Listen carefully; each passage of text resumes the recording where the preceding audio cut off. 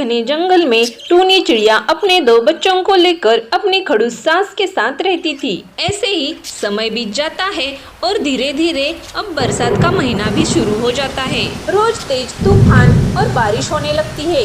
उस बारिश के कारण टूनी चिड़िया का घोंसला टूट जाता है और बारिश के पानी में बह जाता है।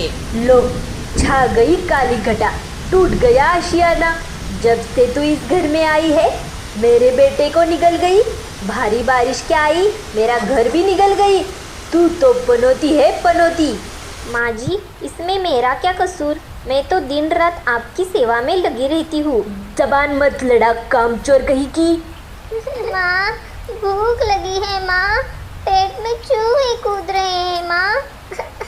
हाँ माँ, कल से पानी के अलावा कुछ नहीं मिला, कुछ खाने को दो ना माँ। मेरे बच्चे, मेरी जान, तुम रो मत। माँ अभी जाती है और तुम्हारे लिए मीठे मीठे दाने लेकर आएगी। आई बड़ी लाड लड़ाने वाली, दाना तो ऐसे लाएगी जैसे इसके बाप का गोदाम भरा हो जंगल में। टूनी रोते हुई घने जंगल की तरफ उड़ जाती है।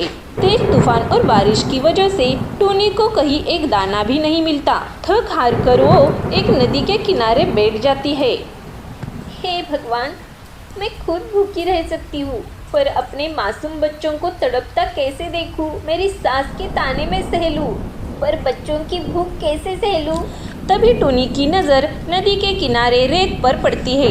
वहाँ एक खूबसूरत सुनहरी मछली पानी से बाहर तड़प रही थी।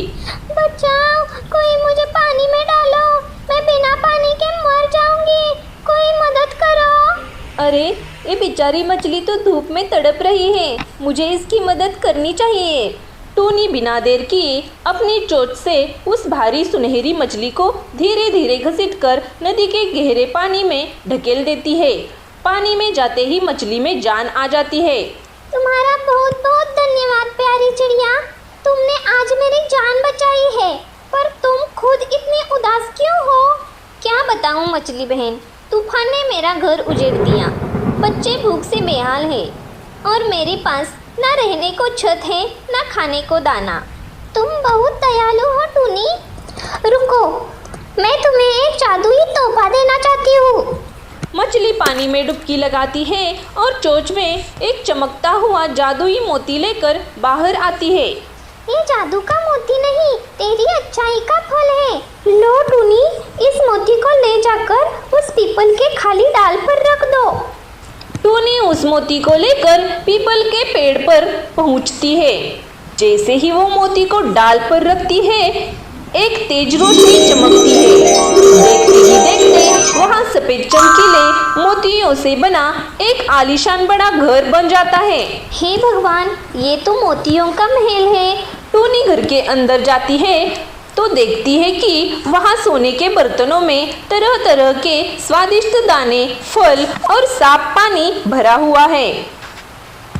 माँ जी, गुड़िया, कुक्कू, जल्दी आओ, देखो भगवान ने हमारी सुन ली। सास और बच्चे भागते हुए आते हैं। बच्चे खाना देखकर झपट पड़ते हैं। वाह माँ, इतने मीठे फल, मेरा पेट भर गया। माँ, अब हमें बारिश में भीगना नहीं पड़ेगा, ये घर कितना मजबूत है। वाह बहू, तूने तो कमाल कर दिखाई। कितना खूबसूरत घर बनाया तूने। मैं तुम्हें बेवजह से डांट लगाती थी। बहू, मुझे माफ कर दो। इस तरह से टूनी चिड़िया अपने सारे परिवार के साथ खुशी खुशी इस आलीशान मोतियों के महल में रहने लगती है। इस कहानी से हमें ये सीख मिलती है कि जो दूसरों की मदद करता है उसे भगवान कभी दर्द नहीं देता।